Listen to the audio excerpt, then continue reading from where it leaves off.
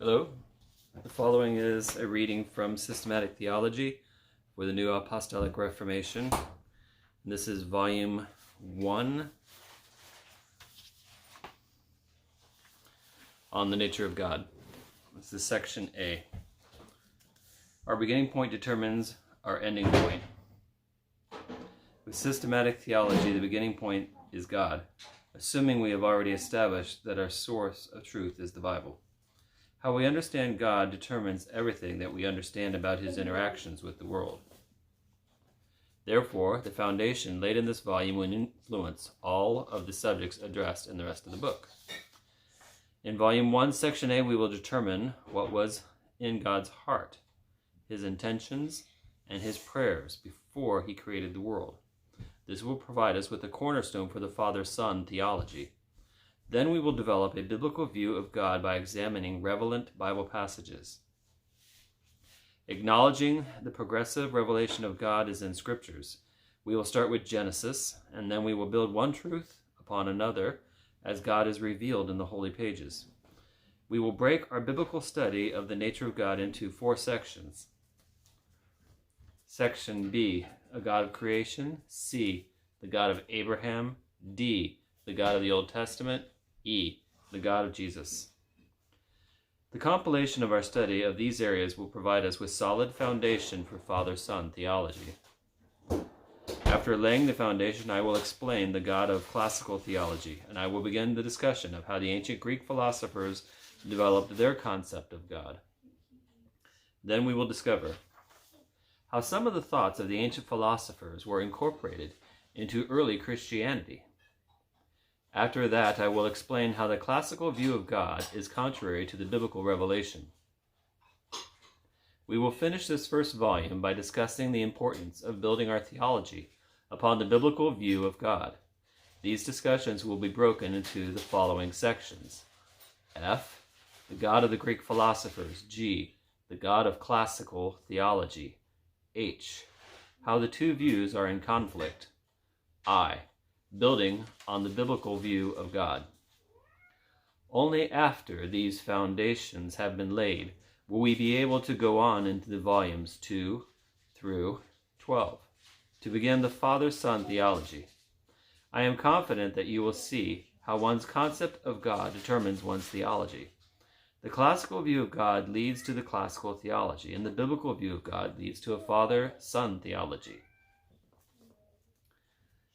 Volume 1, Section A, the cornerstone of Father-Son theology.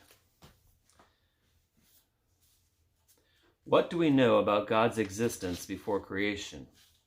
Was he peaceful? Was he happy?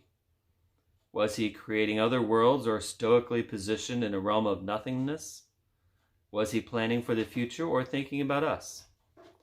We like to envision God with the best of everything, in a state of perfection, whatever that is. However, the Bible reveals very little about God's conditions or his status before Genesis 1:1.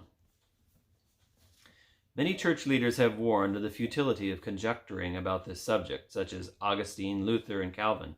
Each made reference to the well-known statements whose origin is unknown, that God was preparing hell for those who pry too deep.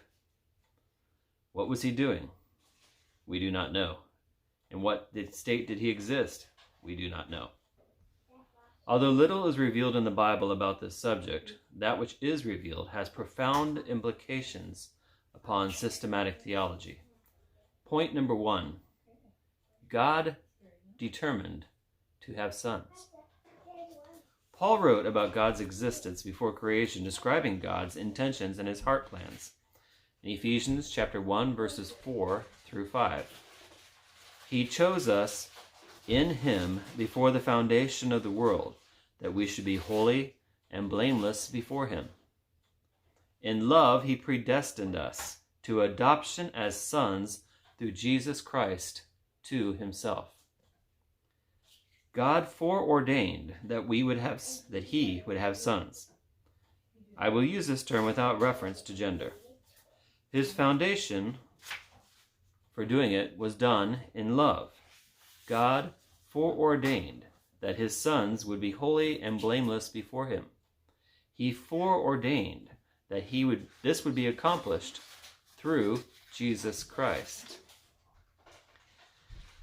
God's intentions. Number 1, to have sons. Number 2, they were motivated by love. Number 3, his sons will be holy and blameless. Number 4, he would accomplish this through Jesus Christ. Before we complete the study, we will see the outcome of God's creation, which will be sons who are holy and blameless. God started as a loving father, determined to have sons. He will finish as a loving father with sons. This is the cornerstone of father-son theology. Some readers may want to challenge this as a cornerstone because Paul wrote that Jesus is the cornerstone of the church. Indeed, when we discuss the church in Volume 7, we will see that Jesus is the reference point for all that is built and accomplished in the church. But here we are establishing that the reference point for all creation and the work of God throughout history, that reference point is the heart of God. His heart is to have sons. Part 2, the cornerstone of classical theology, will be discussed in another broadcast.